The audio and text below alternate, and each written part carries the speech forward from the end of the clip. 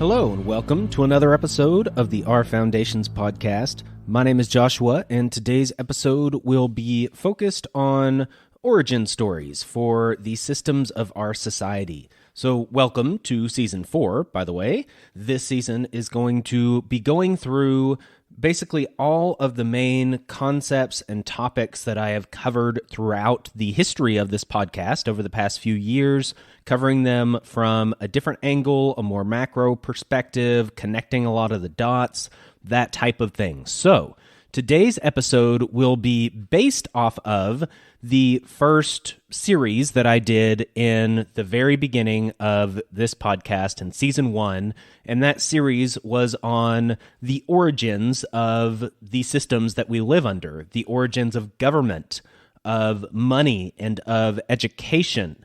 And that's the focus of Season 1 as a whole, these systems of our society. And that was really what the very first episode of the podcast was about, is why these are the most foundational systems within modern society. And I kind of go over what I would call those basic aspects of the civilization that we live under, the society we live in, our culture, all of these things. They all are built upon government, money, and education, and I find those to be the most foundational systems and entities within our modern society. So what I did is I looked at that first series on the origins of these things, and I'm compiling this down to one episode where I go over the origins of these and then how they connect and what some of the themes are between all of them, and covering all of this from an angle that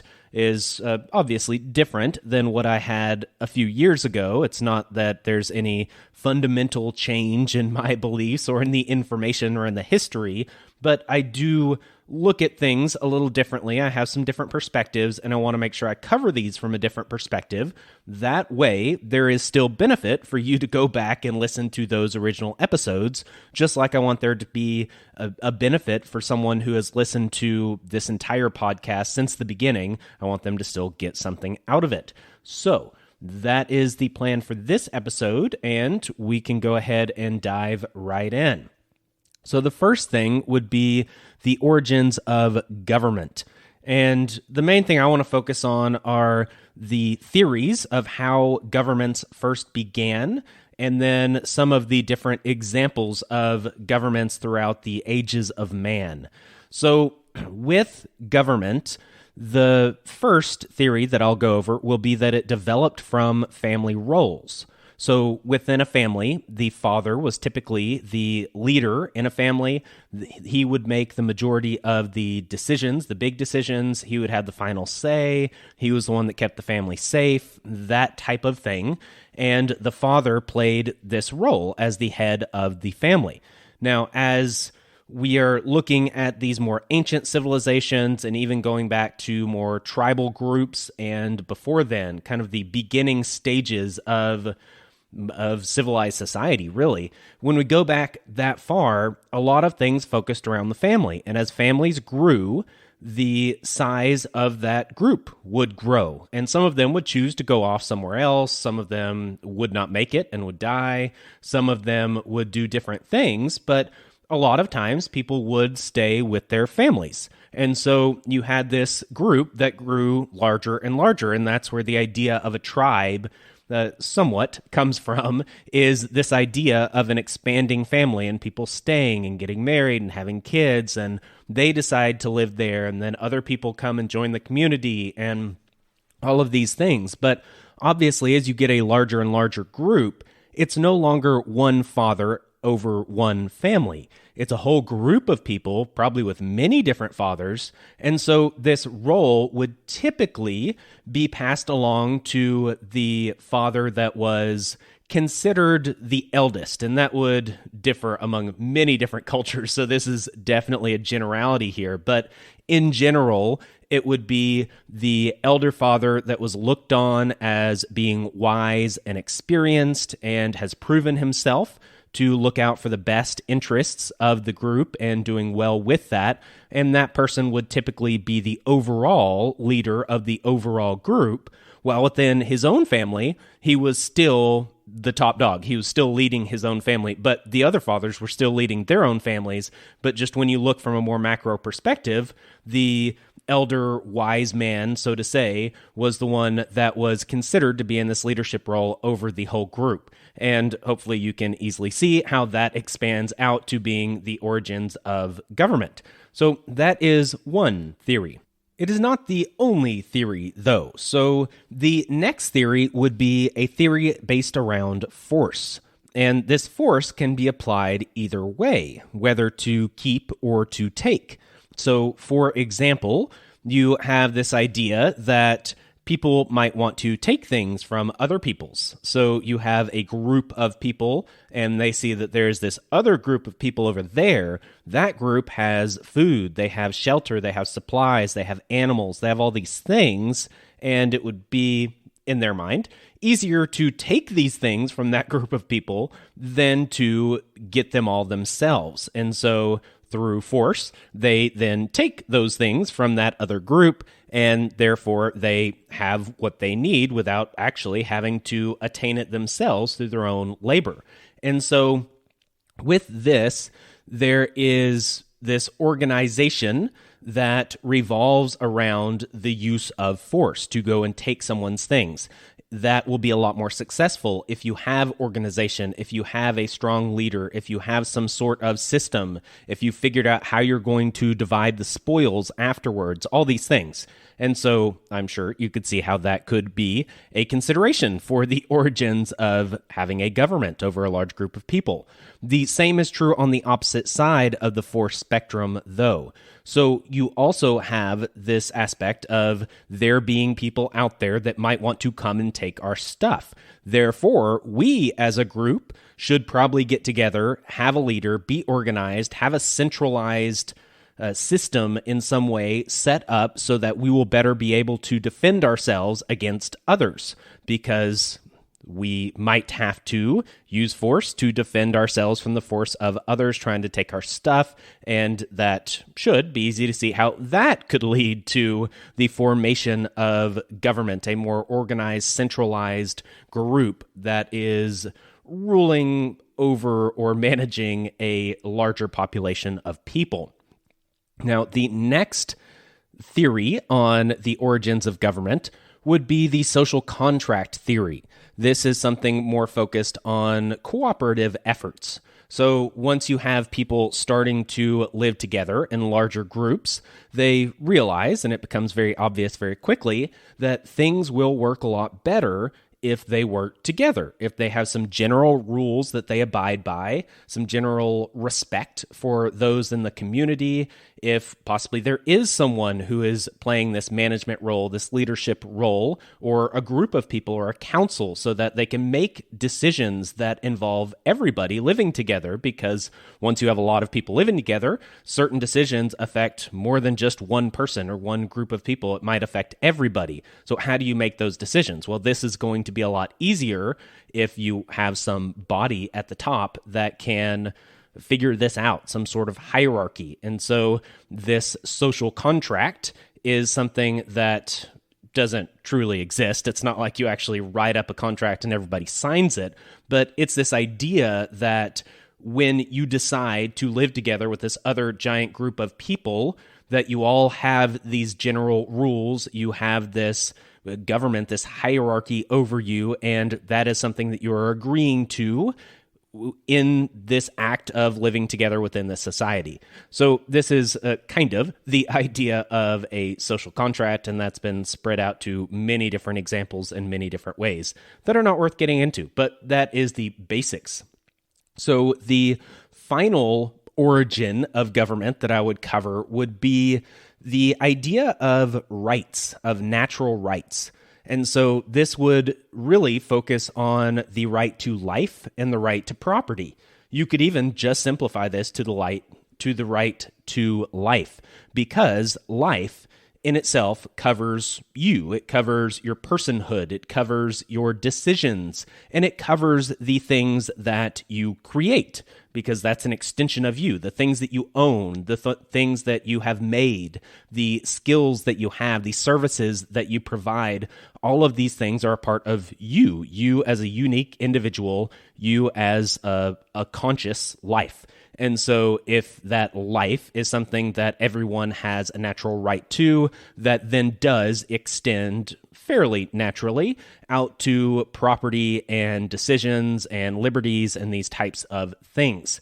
And it should be obvious to say that that right would not be able to be infringed upon by someone else. And you would not be able to infringe on someone else's right to life by exercising your own. So there is some natural boundaries there where you can express your own natural right to life and all the extensions of that up to the point that it affects somebody else's rights, their natural rights. And so this gets a little complicated when you have a larger group of people that are living together and you're trying to figure out where that boundary is and who has stepped over and who hasn't, or what would potentially cause one to say that someone has stepped over that line. Well, that's a lot easier if, again, you have a body to decide this or a person to decide this, if you have a government. And that could be the role of this group of people or this hierarchy, is to not only make these decisions and hear these cases, but also to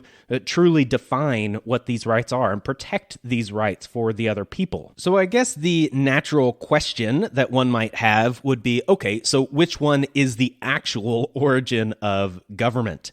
And I would say all of them, because they probably all have been in different cultures in different ways at different time periods. But in addition to that, they probably stack. There are probably multiple reasons why a certain society, a certain population came to the point and evolved to the point of having a government.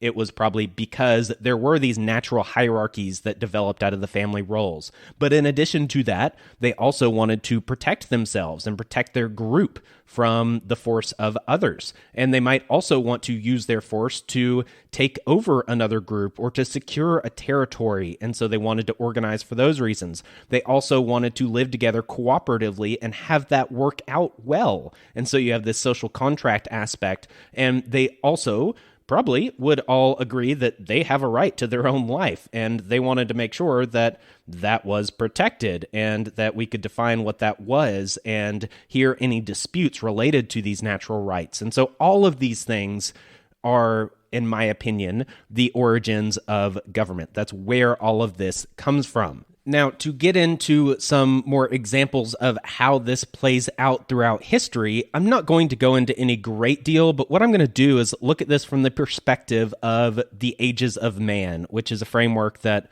I developed myself, built upon those frameworks of others that are probably much smarter and much more knowledgeable than myself. But I have compiled things together, created this framework. I talk about it in other places in the podcast. But basically, it really breaks down to having these ages of man that go from survival to the age of religion, to the age of empire, to the age of economics, to the age of science.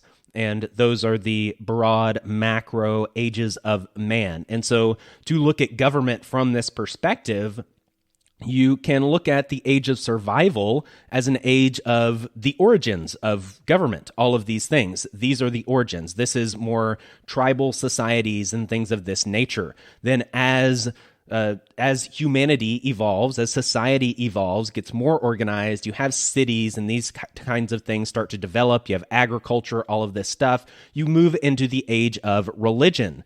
Now, one of the main governments that exists in the age of religion is theocracy, or some offshoot of that, where you have a religious dictatorship over a group of people. Everybody is managed, controlled, ruled by the dictates of the religious leaders, of the priests or the scribes or whoever it is that is the mouthpiece for God, so to say. And this was a very common form of government in early societies, roughly in this age of religion. Then as you move out of the age of religion, you move into the age of empire. And this is where these societies start to expand even more. You have more technologies related to warfare and cities as well, and architecture and agriculture and all these things as society evolves further and further. Now, I'm not going to say that any one government is the only one that existed in this certain age. There is so much overlap and so many different examples. Again, I'm looking at this from a macro perspective here. But in the age of empire, this is more of an age of autocracy. This is an age of things like monarchies and dictatorships and things of this nature, where you had a very strong centralized government.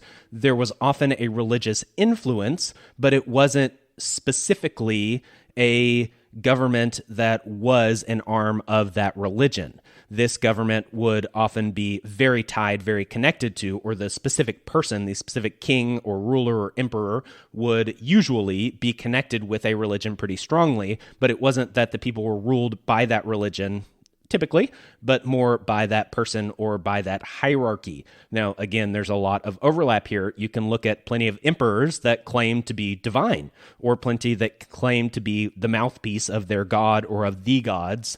And through this divine right of kings, so to say, they would have the divine right to rule over the population. And that was an excuse that was used quite often. But overall, the Age of Empire was all about these different autocratic ways of ruling and governing over people. Now, as you shift into the age of economics, that brings you into a more modern age. This is an age of plutocracy, of meritocracy. This is an age that's based on skill and cunning and things of this nature, not an age specifically focused on force like the previous age, the Age of Empire, but one that is starting to bring in this aspect of skill. When you get into the age of economics, you have a lot more specialization, you have a lot more diplomacy going on, you have a lot of things going on behind the scenes here, and it's not that the monarchies don't exist anymore, it's not that emperors don't exist anymore, it's not that these other forms of government, the autocratic forms or even theocratic forms, don't exist, but it's that you have more coming into play here where the most influential people making decisions for populations,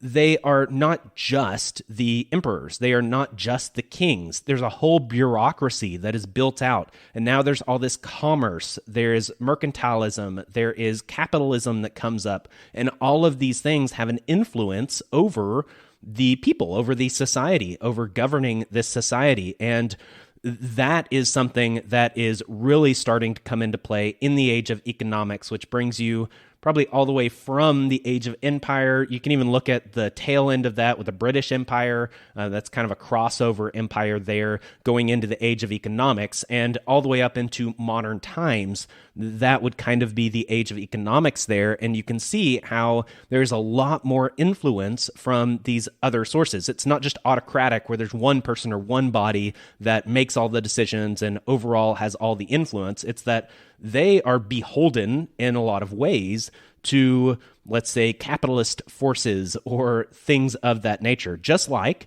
in the previous age, those emperors were often beholden to the religion.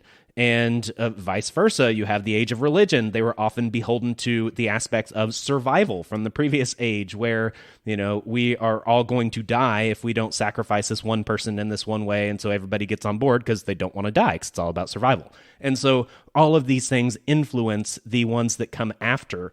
And as we look forward, and possibly we are already here, there's plenty of debate on where we are from a very macro perspective. You can't really narrow it down that much.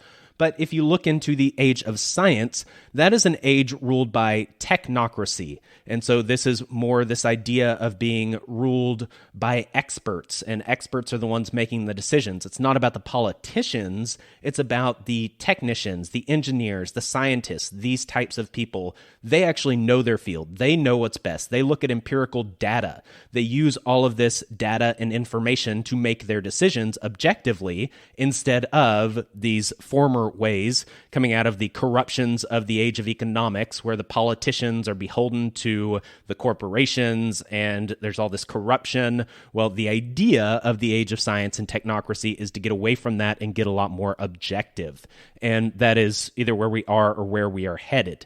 So I think that covers the very basics from a macro perspective of the origins of government getting us into the modern age. If you want more on that, go back to episode 1, 2, I don't know what it is. It's called The Origins of Government, and I go into more detail and give examples of democracy and monarchy and pros and cons and all these different kinds of things.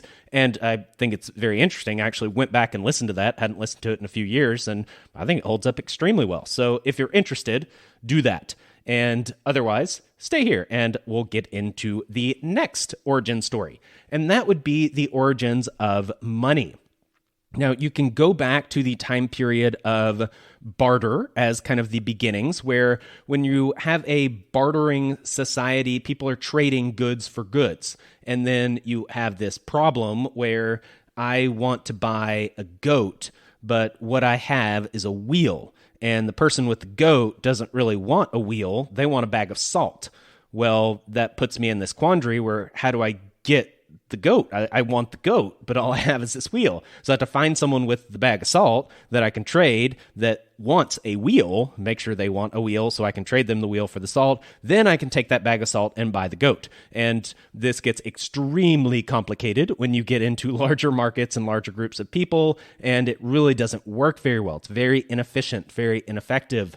And so you begin to have something that is more of a commodity money that starts being used. And salt is a good example because at one point that was a form of money that was used because most everybody wants salt. Salt is very usable. And so if I have salt, then pretty much I can trade that salt for something. There's no guarantee that I can trade it for exactly what I want, but I can trade it for many different things because many people want salt.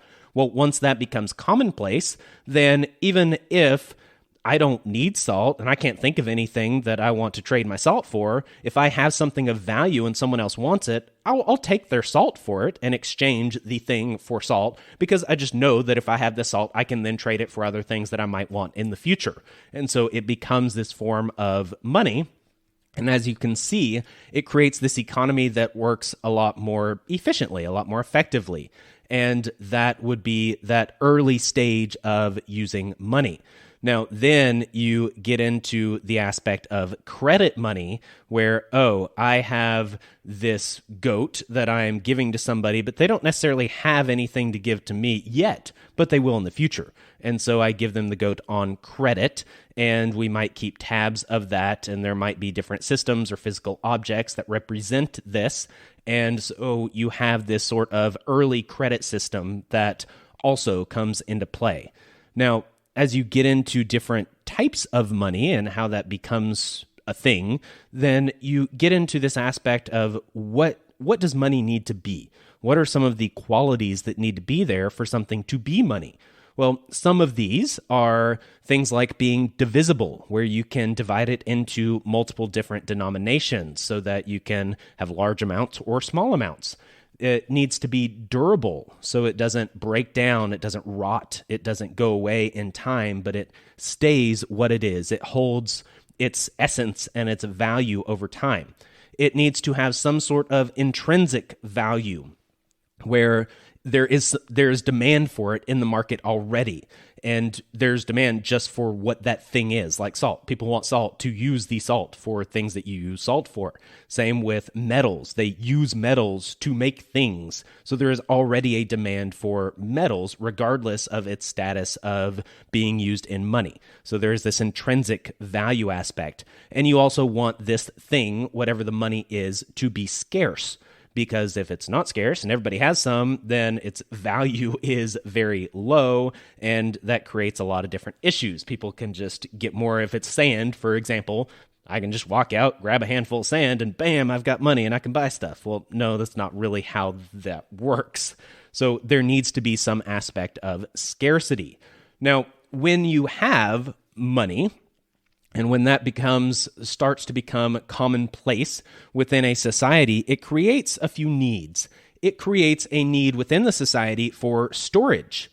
You have to have somewhere to put your money. You don't necessarily want to keep it all in your house. What if you get robbed? You don't want to keep it just on your person. Again, what if you get robbed? You want to be able to store it somewhere. You want some sort of security for it, whether it be at your house or on your person or stored somewhere. You want to make sure that it's secure, that it's safe. And you want to be able to transport it. So if you want to go on a trip, if you're going to the market, if you're doing something, it makes it really hard if your money is a giant boulder, which there are examples of giant stones being money, and that it creates some issues. But transportability is something that you would ideally want with your money if you're going to be using it in a marketplace. And with all of this, there were a few places that became the centers of providing these needs. And the three that I'll give examples for would be temples, castles, and regional societies. So temples, you go back to religion, which is a theme in this episode. With temples, they are these places that already exist, that are already respected. They are looked upon as being places with moral people. They are typically strong and defendable buildings, and it seems like a good, logical place to store your goods, store your gold, so to say. Let's say gold is the money we're talking about here. Then storing your gold at the temple, that becomes a very natural evolution of what you're going to do to solve this problem of needing storage and security, transportability, these kinds of things. Because there's also another temple that's in the next town over. So maybe instead of me carrying my gold from this town to the next, when I travel there to buy something, maybe I put my gold in the temple here and somehow get vouched for that amount of gold, then go to the temple in the next town and pick up that same amount of gold from them and use it at that marketplace. And then I don't have the risk of carrying it with me from one town to the next because, again, you might get robbed or something else might happen. And so there becomes a lot of different ways in which a system like this of having a place to be able to securely store your gold becomes very valuable. Now, you can see how castles would be a similar thing, where you have the lords, you have the early governments, they have fortifications, they have buildings, they have places, they have soldiers, and obviously they can handle all of these things. And within their territory, they have a lot of different locations, they have a lot of control over many different locations, so it's not just in one city, but it's in multiple places, and so you have a lot of those same benefits. Now, the final thing would be regional societies. So let's look at something like the Masons or the Knights Templar, a group of this nature where they do have people in many different locations in a region. They do have strengths. They have the ability to secure things, to store things. They have physical locations. They have all of these things. And so when you look into, for example, the history of the Knights Templar, this is something that would be used a lot during the Crusades, where they would store your gold for you before you headed off, and then they would have a location closer to the area where the crusade was happening, and you could then pick up that value there with some sort of voucher. And so they had this ability to do this, and then they were soldiers, and they could protect all of the things that they had. They had strongholds, these types of things. And so again, you get all these same benefits for all these same reasons. And these were used by many different groups of people too. They were used by lords, they were used by merchants, by soldiers, by travelers. Lots of people would need a place to securely store their gold or their money, and this provides a way for them to do that. And in different societies, Some had all three of these, where they had regional societies, castles, and temples. They had the religion, the government, all of these things would provide these services. In some societies, you would just have one that provided the service, and some only one would win out in the end. And so, again, it's kind of like going back to the different forms of government or the origins of government. It's really hard to pinpoint down, oh, it's this one thing. And plenty of people have said, oh, it just started with religions and temples. And some would say, oh, it just started with governments. And some would say, oh, it just started by these secret societies of ancient times. And no, it wasn't any one of those. But in some societies, it was just one. And in most, it was a combination of many. And you can see why all of these things did evolve into being something of value for so many different people within a society. Now, once you had a location that stored a lot of gold, for example, then that location would issue notes for the goods that were stored there. So if you store your gold in the temple or in the castle or wherever, then they would give you a note that says, oh, you deposited 1 pound of gold, for example. And so then you would take that note and you could exchange that note in the marketplace instead of the gold itself. So you could put a pound of gold in the storage facility, let's say in the temple, and they would give you a note for a pound of gold. You could exchange that note for a pound of gold for a goat or whatever it is you're buying. Then that person that sold you the goat now has a note for a pound of gold, and they can just go to the temple and redeem that note for a pound of gold. And then you never had to deal with actually physically having that gold and all of the issues that might come from that. And so these notes start to be exchanged instead of the goods or the money itself. And so with this, you begin to have a centralized source that begins loaning notes and goods that were stored and earning a profit on that. So they see that they have hundreds or thousands of pounds of gold, for example, in their stores, and no one's really coming to use it because most people are just trading notes. We might only have 10% or so or less that is actually getting withdrawn and being used. And with that, even though 10% might be taken out at any given time, you also have at least that amount that's getting put in because more and more people are bringing their gold to be stored here. So we have all this gold just sitting here. Maybe there's a way that we can make a profit from this. Maybe we can use this to our advantage. And that's when you start loaning out based on the gold that you have. So you do physically have the gold there, but it belongs to somebody else. But still, you can say, hey, worst case scenario, they will come and redeem their gold that I loaned them a note for, and the person that owns the gold will also redeem their gold. Well, still, I have 90% of the total gold that exists is still here in the facility, and so there's not really any risk of me running out of gold to pay out, and that the average over time will be such that I'm never at risk of running out of gold, even if I loan out more than I actually have. And so you can see how this begins to become an issue, and you see the beginnings of a bank and a banking system. Now, around this time, you have governments that start to take control of these types of things. Originally, oftentimes at least, they started as more of a free market economy with money and trade and all these things.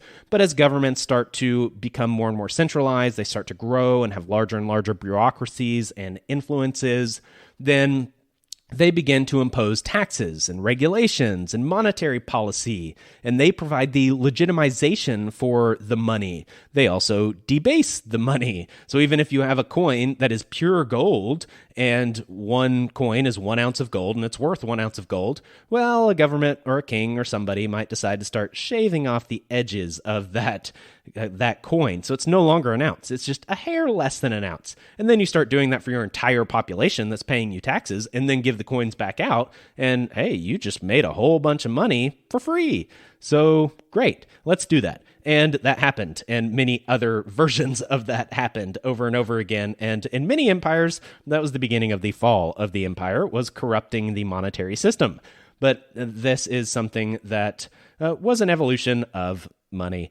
And so we start to phase into credit and representative money that leads to banks and governments using and profiting off of other people's money. So again, if you're not using the gold itself, or if your coin is not an actual gold coin, but it just represents an ounce of gold, for example, or a note that represents a certain amount of precious metals, then you start having these notes that are being used, these promises that are being used, these IOUs, so to say.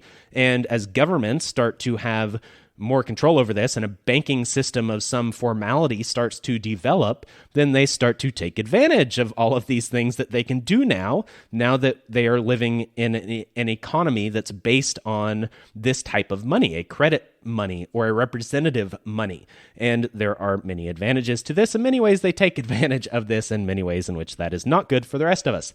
But that is what happens. Now, there is a check on this corruption, and that would be specie requirements. So the amount of specie that someone might have, that's just referring to the underlying good. So if you're on a gold standard, then that's the specie would be gold. And so you have these requirements where a representative money is backed by gold, for example, and can always legally be redeemed for gold. Now, if we're saying it can be legally redeemed for gold, that implies that the government has mandated certain policies. And again, governments now have control over all this stuff as we're talking in this time of the history here in the evolution of money. And so you have this as a bit of a check, but what happens is that check starts to fade. You start to have things like fractional reserve banking, which you saw the beginnings of, as I talked about earlier, where a storage facility would have all of this gold stored up and they would start loaning out more than they actually have. Well, that's the beginning of this idea of fractional reserve banking, which is more what we live under today at best, unfortunately. And this would create the exponential creation and inflation of a monetary supply. Because let's say a modern bank, for example, they might be able to hold $1 million in reserve, but loan out $10 million. Or let's say in the post-COVID world in the United States of America, a lot of those requirements just went away and they can loan out however much they want without many reserve requirements whatsoever. And what they are holding in reserve in modern time is fiat money. So it's not even gold that they're holding in reserve. They're holding notes that actually can't be redeemed for gold. So it's all basically a big scam. But it's the scam that we live under, and currently it mostly works. And so that's where we are. Now, with this, you do have examples throughout history of what's known as free banking. And this would be systems that were not government systems. They were not necessarily fiat money, and fiat money being money that derives its value by the government saying that it has value. And there were time periods in America and Scotland and different places where you did have free banking. I give some examples of that in the Origins of Money episode I did at the beginning of the podcast, so you can listen to that if you're interested. But one of the overall takes here is that these free banking systems were typically not as free as they are represented to be when you read about them in the books. There were typically plenty of regulations that were involved that had many distortions within the markets, and it was not truly a free banking system, at least the majority of the systems that I could find, and I dug pretty deep to find as many as I could. Now, in addition to this, there were some that were actually more stable than the more formal banking system or government banking systems or the fiat money systems. And so it's not that all of them totally failed and they were all these horrible experiments that never worked out. Some of them actually were pretty decent. But at the same time, don't go to either extreme, because there were no utopian examples of, oh, everything worked out perfectly because the incentives lined up in this certain way and it incentivized everybody to do the right thing and cooperate. Nah, that's not really reality. So in general and in theory, free banking would have a lot of checks because you're not able to fall back on the force of the government. You're not able to fall back on the legitimization that the government gives you. You have to fall back on specie. And so you have to have the gold. And if you are a bank that is not associated with any government and a totally free market system, then you're incentivized to have that gold, because if you don't, you totally go out of business. And the whole point is to not go out of business. That's why you're in business. You want to make money. And so in order to make money and have your business continue, you have to make sure that you have the specie that you need in order to continue business. And there will be times when people want to withdraw more than usual. So you have to make sure you have plenty to cover that. Now, it doesn't necessarily mean that in a free banking, free market system that every bank is going to have 100% reserves. No, they probably won't. And at the same time, is everybody going to make the best long-term decisions from a very rational economic perspective? Not always. Sometimes they just want to make a bunch of money real quick and skip town. And so these incentives, again, don't create a utopia. Even though there are many very positive things about open and free markets, and it is typically represented as being horrible failures in most history books, that's not truly the case. But at the same time, it's not a utopia. So I want to make sure that we don't go to, again, one extreme or the other. But that does bring us into more modern times. And so we can move on. We can move on to the origins of education. That would be this third cornerstone, so to say. And so with education, this begins with the trades. It begins with passing along family tradition. It begins with religion, like so many other things, and basic skills and knowledge that is needed in order to live, in order to operate in a society. These are all needs. These are all things that exist. These are all part of being an organized society. And so with this is the again, kind of like government, where you have these different origins of government, whether it be family roles or force, social contract, rights, whatever. It's kind of the same with education. Was it because people had skills and trades they specialized in and they would pass that along to their kids? Well, partially. Was it because they were in a family and their parents would teach them things as they grew up? Well, yes, partially. Was it because the people in charge, as well as the parents, as well as the society, wanted to make sure that everyone understood the religion and followed within the morality of their society? Well, yes. It's all of these things, really, and different ones would take priority in different times and different places, but a lot of these different things. Now, if we go way back, the earliest note that I have here is from 3500 BC. And that would be when many people say that writing emerged. And regardless of whether it was in 3500 BC or not, when you have writing and you have this ability to start recording information, to write down words, to basically store ideas, when this becomes a thing, this is a really big deal within the evolution of societies. And so there are so many different uses, but what it really breaks down to is that you need scribes. You need people that can write, that can utilize this tool and this technology in order to record for a broad array of things, but mainly for business, for government, for religion, and for law, and other things of this nature. Again, so many different examples here, but overall, these are very important foundational aspects of society. And these would be things that you need to have written down. These are all things that would verbally be passed along and that people would be taught, people would know, but you want to have that recorded. And mainly for business sake, you want to have ledgers that you can record certain amounts of money on for buying and selling things and for credit and for different things of this nature.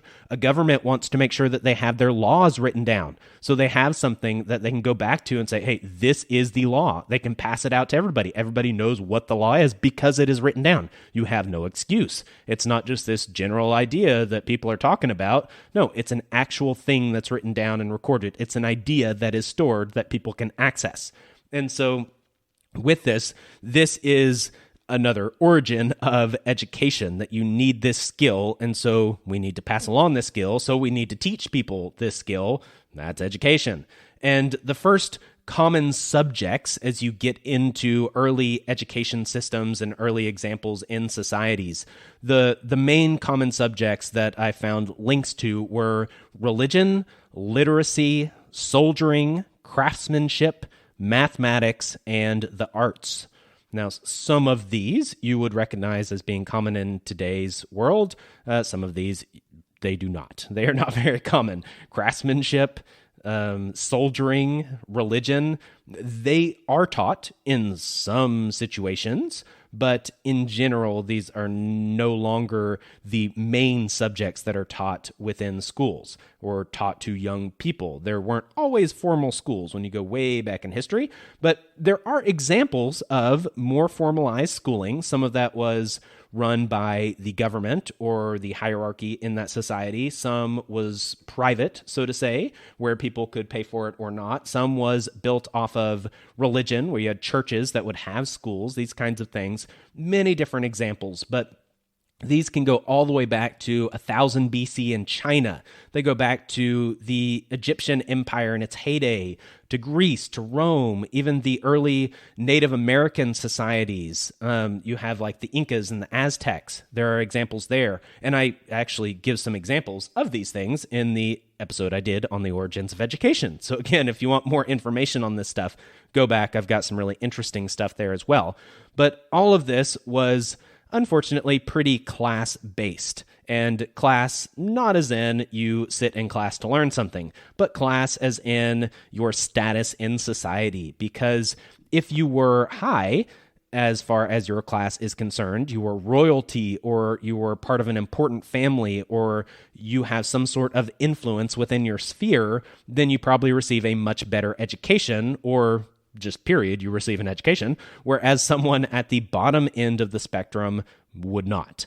And that is pretty common among a lot of these early civilizations and early examples before modern times. And as you get more modern, you kind of have that changed, and in some ways it's good, in some ways it's not. But as you move along, most of these societies, even though you have these examples of formal schooling, basic and advanced, and that's usually what it was, there's usually a breakdown of both of those. Go back to Plato's Republic and you can read why. But with this, you also had examples of homeschooling. For example, I forget if it was the Incas or the Aztecs, one of the two, you were homeschooled at home, and I believe the phrase was you would learn the sayings of the old or the sayings of the wise or something like that. You can go back and listen to that episode if you want more information. But that was the way that society was set up, is you were homeschooled until you reached a certain age, and then they actually had formal schooling that you went to after that. Homeschooling was going back to the origins of government even. It was part of this system of family roles, the hierarchy of how people were organized. You just learned from your parents. That's just the natural evolution of how things go. And so you have those examples. You have free market teachers going back to Greece and Rome, and lots of other examples where parents could pay for their kids to take a class or to learn a skill or to learn a trade or whatever. You also have examples like apprenticeships, where you learn from a mentor and you learn a trade that way. You have various examples from China to Greece and all over the place of philosophers and philosophy gaining popularity in different ages and different times and places.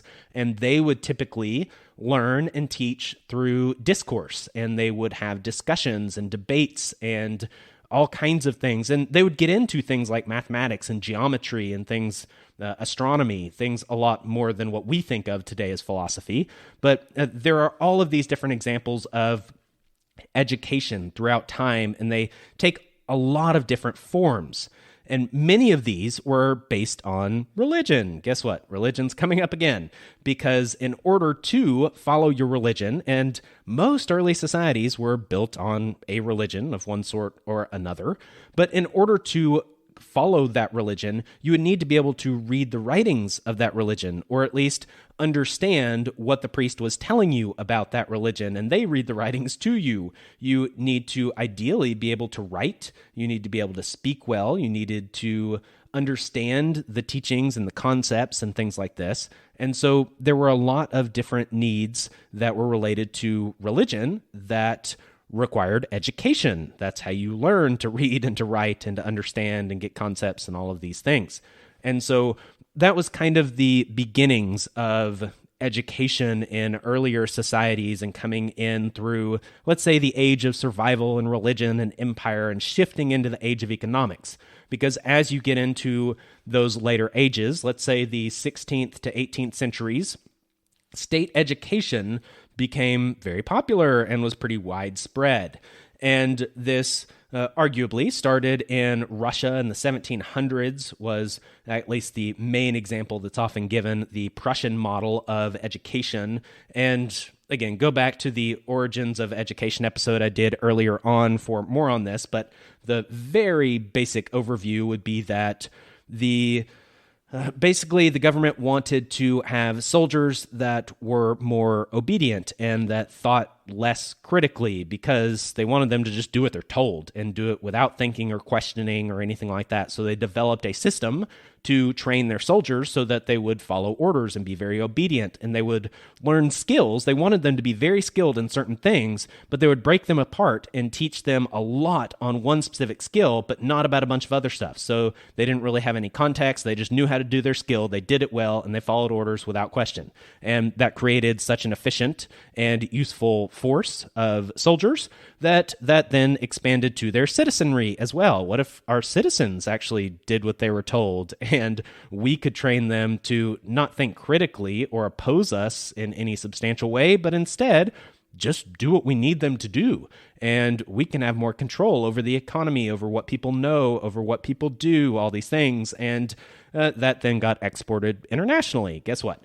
That was the place where you could get a PhD, and early on that was the only place you could get a PhD, was from the Prussian education system. Guess who got PhDs? People that were in the more elite classes, that were more well-to-do, and people that would go back to their own countries and be teachers and start schools and all of these things trained by the Prussian model. And then they would import that Prussian model to their own places. So lots of issues there, and lots you can get into. Giant rabbit hole there. But by the 1900s, most developed nations have state-run education. They're mostly paid for with taxes. They're mostly compulsory. And again, none of these things were completely new, but that was not the norm until, let's say, roughly the 1900s.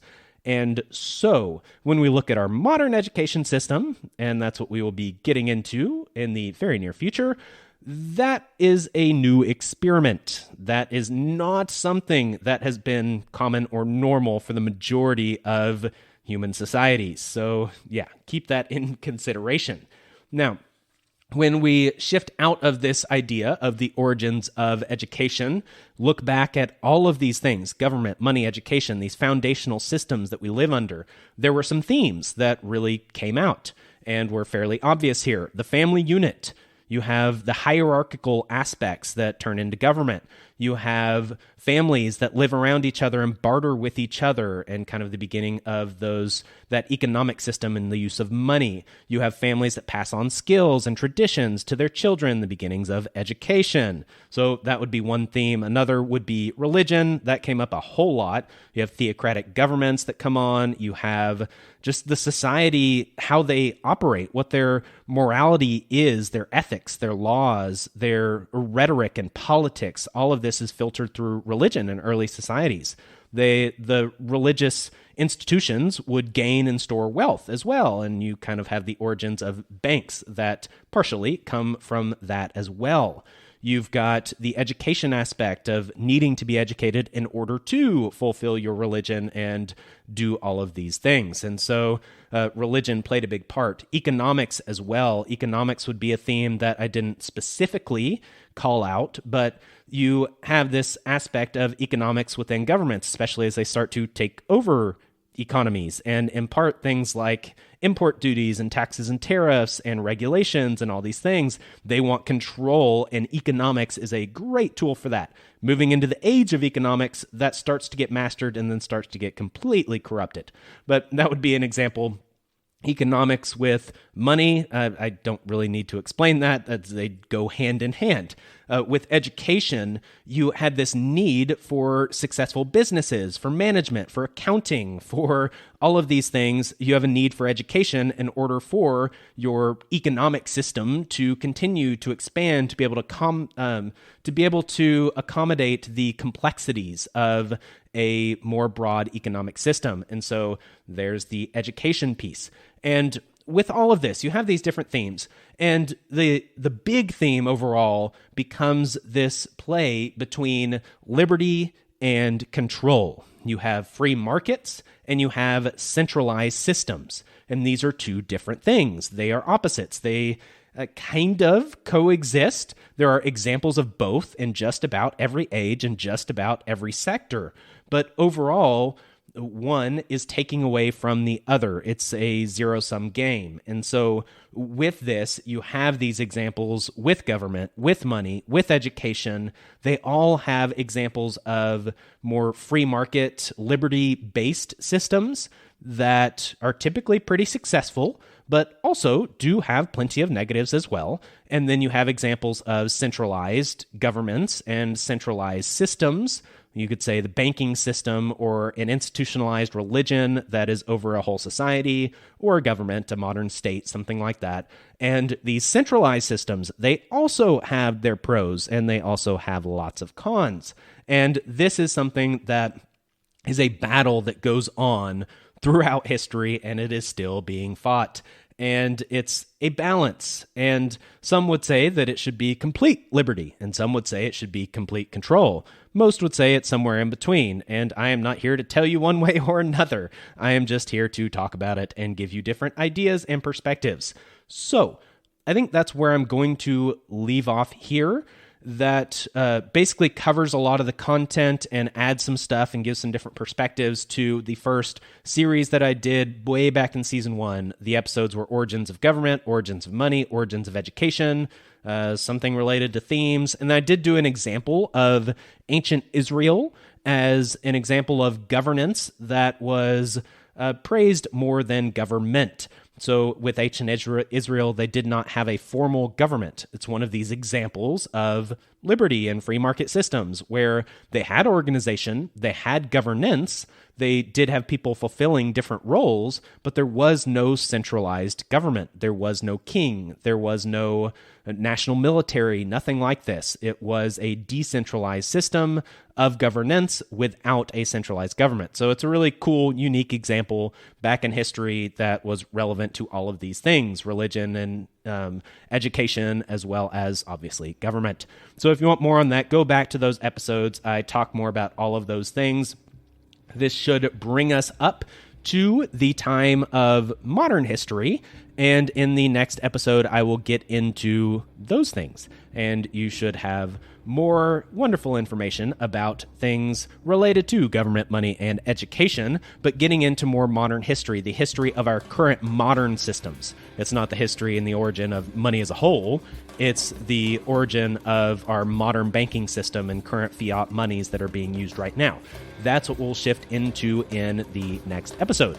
So thank you very much for listening. If you have any questions, comments, concerns, whatever, feel free to reach out to me, rfoundations@protonmail.com, or on Twitter @foundationspc. There's also the website with various forms of information on there as well, some resources, some outlines. I don't update it all that often, so it's not necessarily up to date, but it's not crazy out of date. It's at least been updated within the last year, so feel free to check out the website as well. Links for all of these things will be in the show notes. If you're interested in supporting the show, then you may do so via cryptocurrency. I have some addresses listed in the show notes, as well as a Patreon page and Subscribestar page. Subscribestar for those who are not very fond of the Patreon corporation, which there are plenty of those. And so thank you to the supporters that are on Subscribestar and Patreon. I really appreciate that. And if you are willing and interested to do so, then please do get on there and check it out. There are various perks for different support levels, and you can review all of that there. So overall, thank you very much for listening. Thank you for all of your support, whether it be ratings or reviews or telling a friend or giving me feedback or monetarily supporting the show, all of these different things. Just being a listener is something that is very valuable. So thank you very much for all of your support of all kinds. I'm out. Peace. This has been our Foundations podcast. Goodbye. Thank you for listening. Goodbye. Bye-bye.